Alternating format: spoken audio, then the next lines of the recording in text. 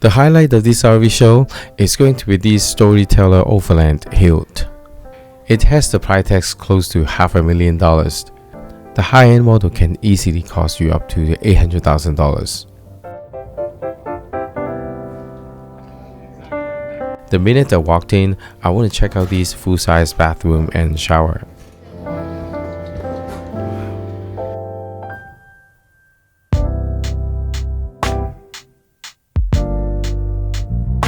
I always like bunk bed because you can use it anytime without any setup. There's a huge countertop, the sink and the stove are hidden underneath. Back here in the capsule, there is a lot of sunlight.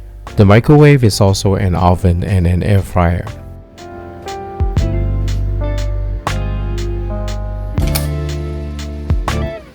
You can easily convert the bag into a queen-size bed, and there's plenty of shelvings mounted at the top.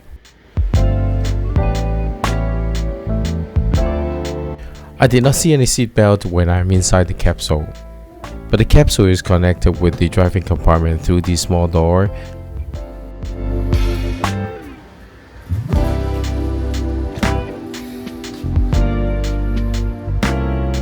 One drawback is that you can only get through it when the back row is folded up. So the brand is famous for super heavy duty RV for extreme off-road conditions. The Hilt doesn't use a generator. Instead, it has a huge battery with very efficient solar charging capabilities. For light use, the battery can last for a whole week. Let's look at some more affordable options.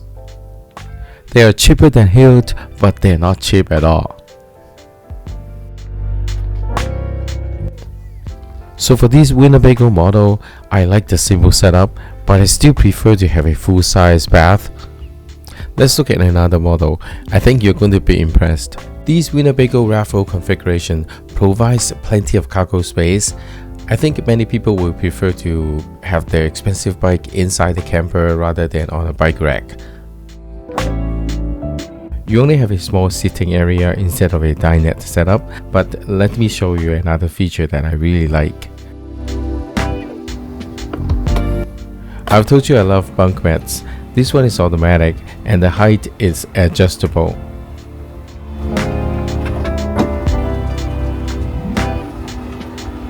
I will set the height with the gears I have before the trip, and then I won't need to do any assembly or rearranging while traveling.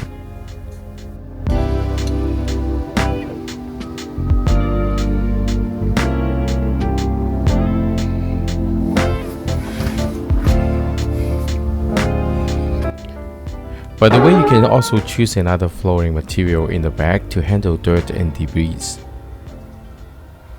Let's look at another camper category. I like simple and straightforward configurations, and I don't like having to assemble things when I need them. This model offers something in between.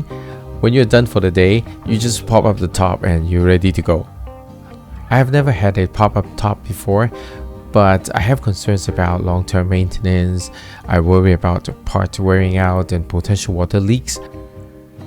If you have worked with this type of pop-up before, please leave a comment and let us know about your experience.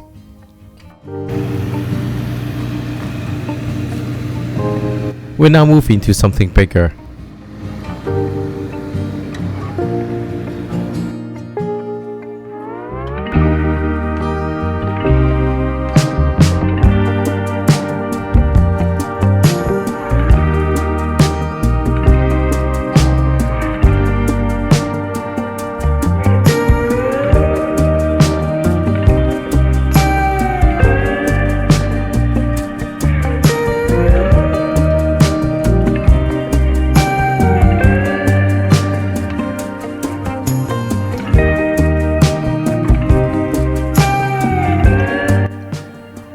One thing you need to be aware of when you're looking at these bus-style RVs, most of the space you see here won't be available unless you have your slide-out extended.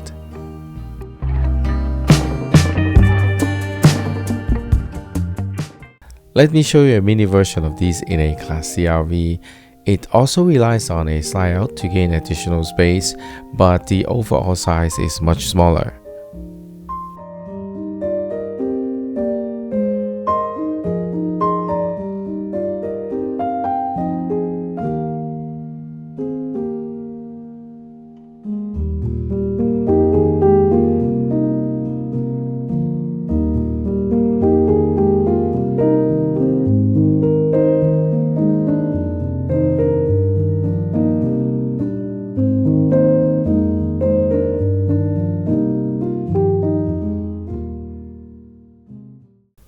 I prefer Class B myself because this is more compact and I can drive into the city.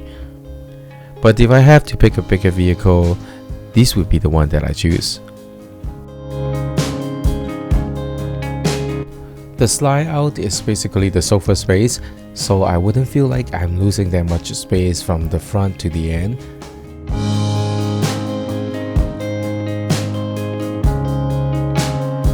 It has a bunk bed, that's my favorite, and a full-size shower. Best of all, I like the big windows at the front.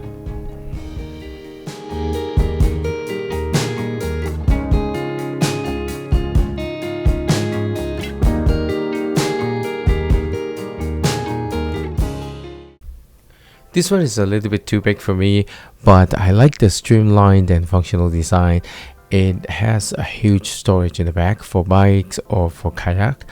When you walk inside the cabin, everything feels thoughtfully arranged and user-friendly.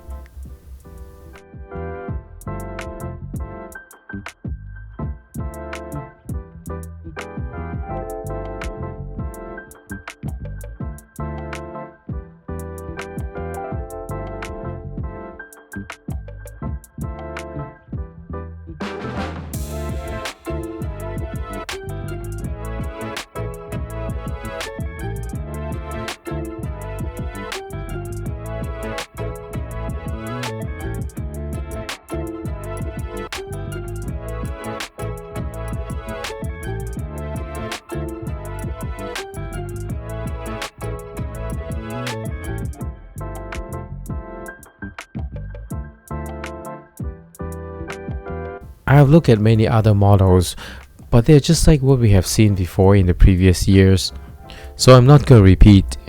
I hope you do enjoy this video. I'll see you next time.